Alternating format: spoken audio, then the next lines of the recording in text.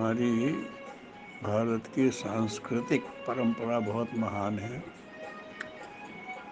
जब समय के प्रभाव से कभी भी कुछ विकार आते हैं तो उसके उपचार के लिए अवतारी स्तर की आत्माएं आती हैं और उन विकारों का शमन करती हैं। जिन दिनों यज्ञ में हिंसा करने की प्रथा चालू हो गई थी, उस समय भगवान बुद्ध आए। उन्होंने उसका विरोध किया और यज्ञों से हिंसा समाप्त कर दी। बौद्ध धर्म का विस्तार हुआ, पूरे एशिया में फैल गया। फिर कालांतर में बुद्ध धर्म में विकार आने लगे। तब भगवान शंकराचार्य का उदय हुआ और उन्होंने फिर से वैदिक धर्म का विस्तार करके उसका स्थापना कर दी। ये श्रृंखला है एक, ये कोई किसी का विरोधी नहीं है। ये सब संस्कृति के शोधक उद्धारक लोग हैं। आदि शंकराचार्य जी केरल में पैदा हुए थे, बहुत प्रतिभाशाली थे। 8 वर्ष की उम्र में उन्हें आचार्य पद प्राप्त कर लिया था। उसके बाद कहते ये हैं कि आचार्य शंकराचार्य जी बहुत ऊंचे स्तर की आत्मा थे। तो ऋषियों में ये विचार किया गया कि इनको तो 16 साल भेज दिया जाए, 16 साल में ही सब ठीक कर देंगे।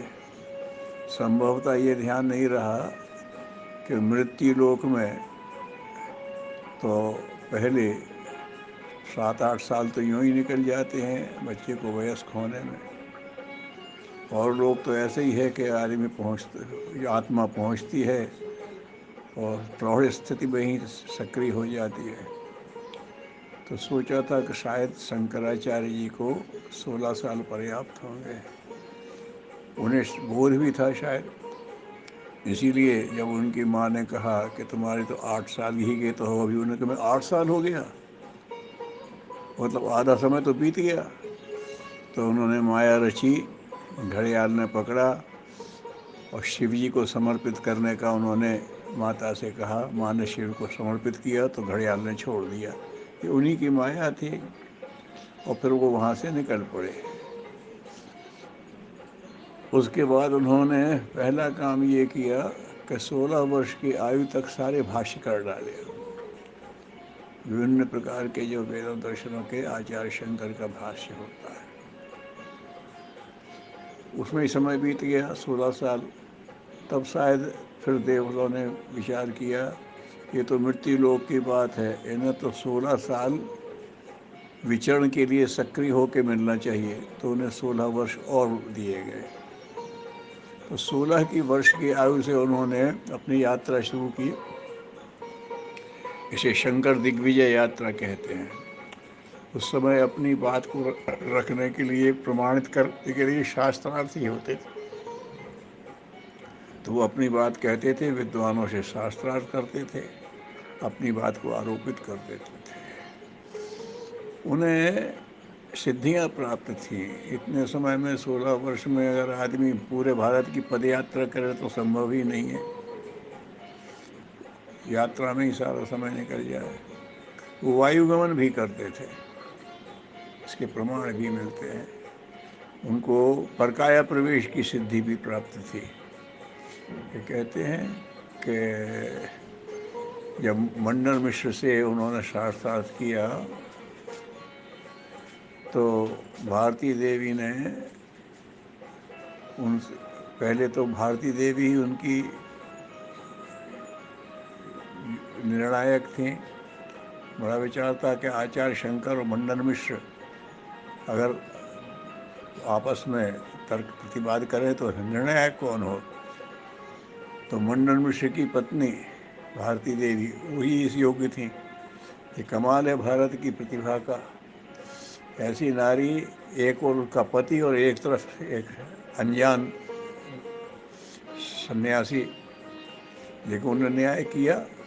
न्यायिका के रूप में उन्हें विजयी घोषित किया और फिर कहा कि अभी आपकी वे अधूरी है, मैं मंडन मिश्र की अर्धांगिनी हूँ, मुझसे करिए शास्त्रार्थ। तो उन्होंने शास्त्रार्थ में कुछ दाम्पत्य जीवन के कुछ ऐसे प्रश्न कर दिए जो शंकराचार्य जी अगर उत्तर देते हैं तो ब्रह्मचारी कैसे, और नहीं देते तो हार गए।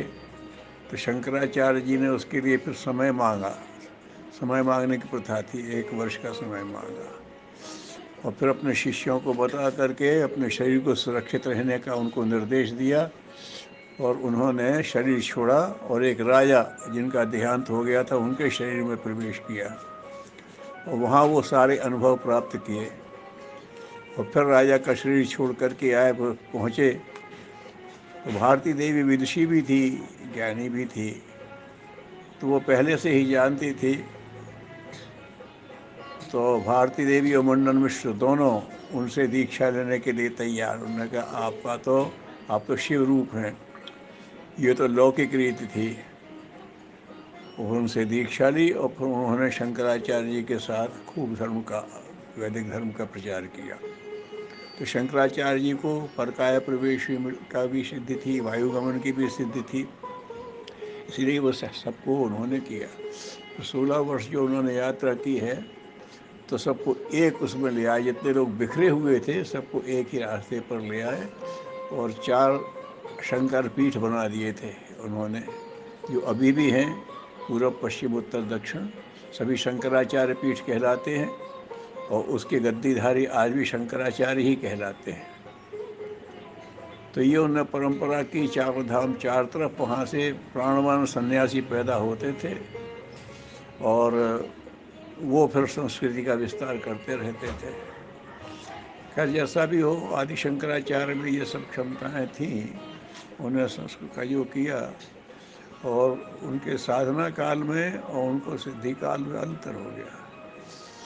शंकराचार्य जब प्रारंभ में साधना में थे तो वो नारी को कहते थे विष की तरह उससे दूर रहो, और उसके बाद उन्होंने मंडन मिश्र की भारती देवी को दीक्षा भी दी, वो भी किया। ये साधना काल की बात और होती है, जब वो सिद्ध हो गए थे फिर वो लिखते हैं, फिर वो सौंदर्य लहरी लिखते हैं, फिर वो माँ के रूप देखने लगते हैं, उसी माँ में जहाँ प्रमदा देखते थे रमणी का भाव चला गया। पुत्रो जायते क्वचिदपि कुबताना भवति, उन्हें वो लिख डाला। तो शंकराचार्य का बड़ा भारी उपकार है, उस परंपरा को किसी तरह से निभाया जा रहा है, लेकिन अब तो वो गद्दियाँ बन करके रह गई। विद्वान लोग होते हैं, बड़े विद्वान लोग ही उन गद्दियों पर बैठते हैं, लेकिन वो जनता को सही दिशा देने की जो उनकी शंकर दिग्विजय यात्रा थी वो अलग ही बात थी। उस परंपरा का निर्वाह होने की ज़रूरत है। और देखिए, भारत को बांधने के लिए केरल में पैदा हुए थे, 4 धाम स्थापित किए, और अंत में कश्मीर में जाकर के उन्होंने वहाँ से उत्तराखंड में जाकर शरीर छोड़ा। आचार्य शंकराचार्य ने ये केदारनाथ के पीछे उनका स्थान अब तो भारत सरकार ने अच्छा बना दिया, पहले ऐसे उपेक्षित पड़ा था जहाँ उन्हें शरीर छोड़ा। तो उन्होंने पूरे देश को सांस्कृतिक एकता में बांधा, व्यवहारिक रूप से भी उसको बांधा, और ऐसे नियम बना गए कि दक्षिण में वहाँ के रामेश्वरम जी को उत्तर की गंगा का जल मिलता है तभी वो तृप्त होते हैं, और हिमालय में दक्षिण के ही पुरोहित होते हैं। तो ये उत्तर दक्षिण पूर्व पश्चिम को उन्होंने अपनी धार्मिक सांस्कृतिक परंपराओं से भी बांधा, ये विशेषता है। आचार्य शंकर के विचारों को लोग समझें, उनके उद्देश्यों को समझें, उनका अनुगमन करें, इसी में हम सबका कल्याण है। ओम शांति।